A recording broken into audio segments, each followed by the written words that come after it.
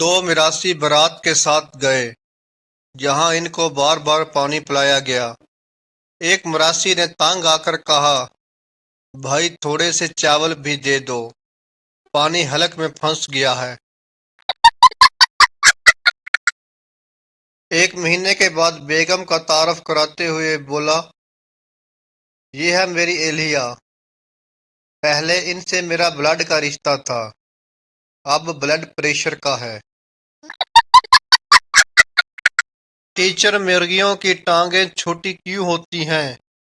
پپو، اگر مرغیوں کی ٹانگیں لمبی ہوتی تو انڈے اوپر سے گر کر ٹوٹ جاتے۔ ڈاکٹر پاگل سے، تم پاگل کیسے ہوئے؟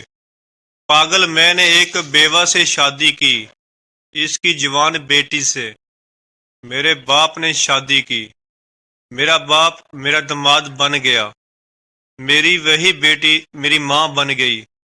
ان کے گھر بیٹی پیدا ہوئی تو وہ میری بہن بن گئی، مگر میں بھی اس کی نانی کا شوہر تھا، اس لیے وہ میری نواسی ہو گئی، اور اس طرح میرا بیٹا اپنی دادی کا بھائی بن گیا اور میں اپنے بھائی کا بھانجا۔ ڈاکٹر، چل اٹھ جا۔ کھوتے دیا پترا، مینوں بھی پاگل کرنا ای۔